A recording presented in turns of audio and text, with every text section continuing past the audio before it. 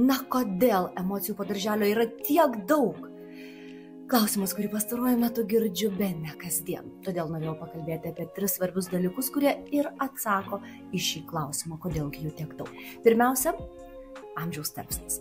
Įprastai vaikai darželį pradeda lankyti būdami 1,5–3 metų amžiaus, na, o šis amžiaus tarpsnis kaip tik ir papuola į vadinamąjį emocingąjį amžiaus tarpsnį. Kuomet emocijų yra labai daug, vaikai jas jaučia intensyviai, nori su jomis susipažinti, tačiau galimybių jas reguliuoti vis dar yra labai mažai.